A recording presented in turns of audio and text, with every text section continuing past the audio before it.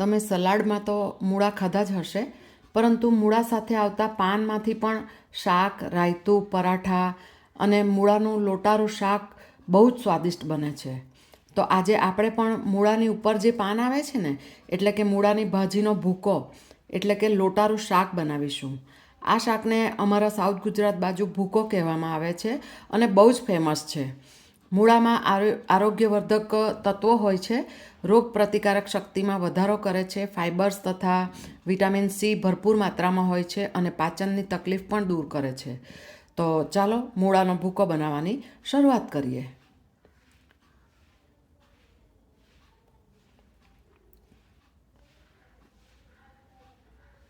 નમસ્કાર, હું કલ્પના અજય નાયક.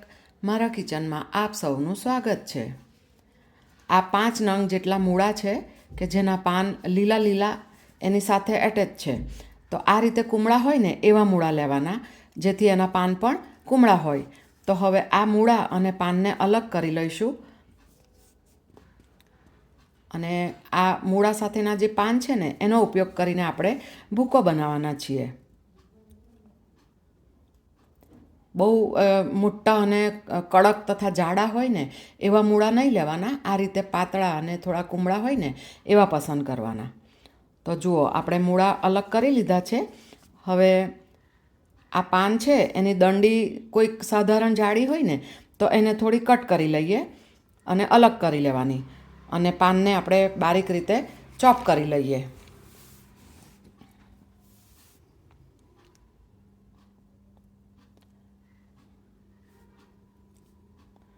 આ રીતે કાપી લીધા. હવે કોઈક પાનની દંડી તમને એમ લાગે કે સાધારણ જાડી છે એટલે કે કડક છે, તો એને આ રીતે સમારી લેવાના અને ત્યાર પછી કટ કરવાના. અને પીળા અથવા બગડેલા પાન હોય ને એને કાઢી નાખવાના.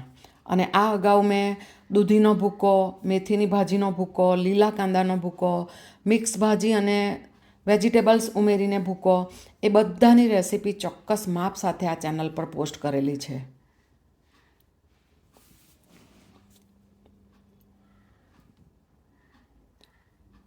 શિયાળામાં આવી ભાજીનો ભરપૂર માત્રામાં આપણે આપણા આહારમાં સમાવેશ કરવો જ જોઈએ.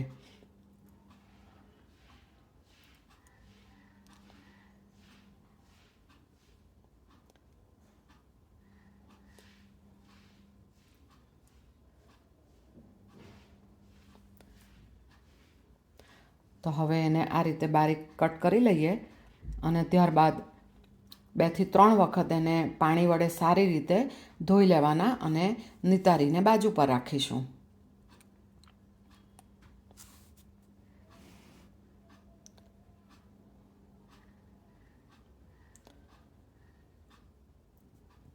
હવે આપણે લોટ તૈયાર કરીશું.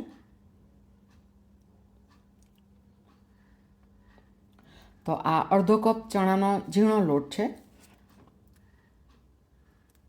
2 ટેબલસ્પૂન ચોખાનો લોટ લઈએ અને 2 ટેબલસ્પૂન ચણાનો લોટ બીજો લીધો છે મેં. આ પણ ઝીણો જ છે. અને 1 ટેબલસ્પૂન ઘઉંનો લોટ છે. 2 ટેબલસ્પૂન તેલનું મોણ દઈએ.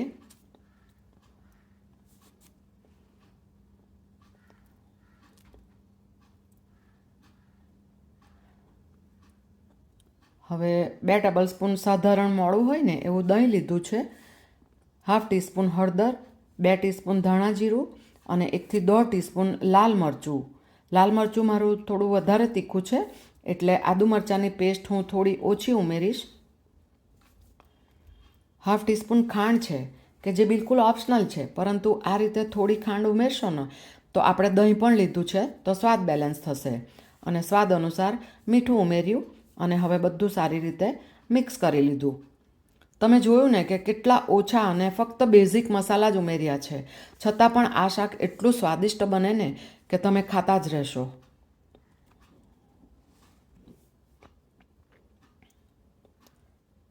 હવે ધોઈને નિતારી લીધેલી મૂળાની ભાજી ઉમેરી દઈએ.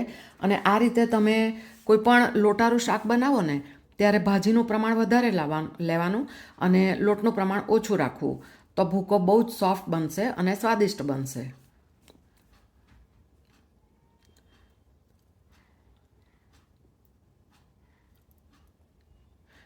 હવે પાણી ઉમેરીશું. તો મેઝરમેન્ટનું 1/4 કપ પાણી લીધું છે. ભાજીમાં પણ મોઇશ્ચર વધારે માત્રામાં હોય છે, એટલે પાણીની વધારે જરૂર નહીં પડે. તો 1/4 કપ પાણી મેં ઉમેરી દીધું છે અને આ રીતે સાધારણ નરમ મિશ્રણ તૈયાર કરીને એને 5 મિનિટ રેસ્ટ આપીશું. 5 મિનિટ બાદ ગેસ પર જાડા તળિયાવાળી કઢાઈ મૂકી છે. એમાં 3 ટેબલસ્પૂન તેલ લઈશું. તેલ ગરમ થાય એટલે 1/2 ટીસ્પૂન રાઈ, 1/2 ટીસ્પૂન જીરું અને 1/4 ટીસ્પૂન હિંગ ઉમેરીએ અને કઢાઈને ઘુમાવીને બધી બાજુ તેલને ફેલાવી દઈએ, એટલે આપણી કઢાઈ ઓઇલથી ગ્રીસ થઈ જશે, કે જેથી આપણે ભૂકાનું મિશ્રણ ઉમેરીશું ત્યારે તરત ચોંટશે નહીં. તો હવે તૈયાર કરેલ ભૂકાનું મિશ્રણ ઉમેર્યું અને જે મિશ્રણ છે એના બાઉલમાં મેં 2 ટેબલસ્પૂન પાણી લઈને ઉમેર્યું છે, કે જેથી લોટ અને બધો મસાલો કઢાઈમાં આવી જાય. હવે ગેસની આંચને સ્લો ટુ મીડિયમની વચ્ચે રાખવાની અને તવેથા વડે હલાવીને ઢાંકણ ઢાંકીને 2 થી 3 મિનિટ થવા દઈશું.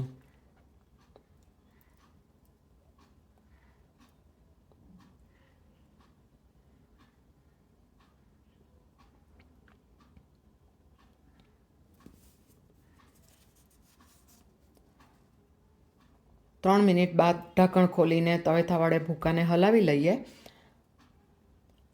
અને આ રીતે જુઓ, નીચેનું સાધારણ કડક પડ તૈયાર થાય છે. એને પણ ભૂકામાં મિક્સ કરતા જવાનું અને ફરીથી ઢાંકીને 2 થી 3 મિનિટ કૂક થવા દઈએ. અને ભૂકો આ જ રીતે કૂક કરવામાં આવે છે. ગેસની તમે હાઈ ફ્લેમ બિલકુલ નહીં કરતા, નહીંતર ભૂકો જલ્દી લાલ થઈ જશે અને અંદરથી કાચો લાગશે.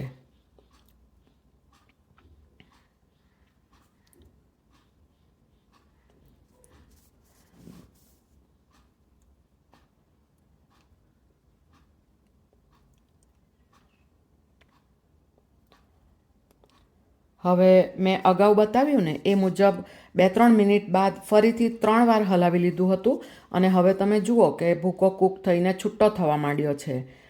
તો હવે એને 3 થી 4 મિનિટ સુધી ખુલ્લો જ થવા દઈશું.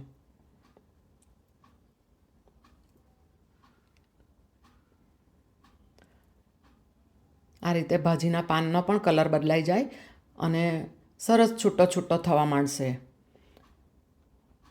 હવે ભૂકો પ્રોપર કૂક થઈને તૈયાર થઈ ગયો કે નહીં એ કેવી રીતે ચેક કરવાનું એ પણ તમને કહું છું. તો આ રીતે છૂટો થઈ જાય અને તમે હાથમાં લ્યો ને તો હાથે બિલકુલ ચોંટશે નહીં, એટલે સમજવાનું કે ભૂકો રેડી થઈ ગયો છે. ટોટલ 15 થી 17 મિનિટ લાગશે આ ભૂકાને તૈયાર થતાં. તો હવે મેં ગેસ બંધ કરી દીધો છે અને સર્વિંગ કરીશું. જુઓ કેટલો સરસ, દેખાવમાં તો કેટલો ફાઇન સરસ દેખાય છે અને સ્વાદમાં તો લાજવાબ છે. અને ઘરમાં ભૂકો બને ને એટલે આખા ઘરમાં એની સુગંધ ફેલાઈ જાય.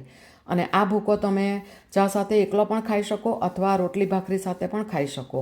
અને ઉપરથી થોડો લીંબુનો રસ ઉમેરીને ખાશો ને તો વધારે સરસ લાગશે. અને આ માપથી તમે 2 થી 3 વ્યક્તિને ભાખરી સાથે સર્વ કરી શકો ને એટલો ભૂકો બનશે. અને રેસીપી જો ગમી હોય તો વિડીયોને લાઇક અને શેર કરજો અને મળતા રહીશું આવી જ એક નવી રેસીપી સાથે. ત્યાં સુધી તમે તમારું અને તમારા પરિવારનું ચોક્કસપણે ધ્યાન રાખજો અને શિયાળામાં આવી હેલ્ધી વસ્તુઓ જરૂરથી ખાજો. ભાજીપાલો અને શાકભાજી ભરપૂર માત્રામાં લેજો અને આવજો.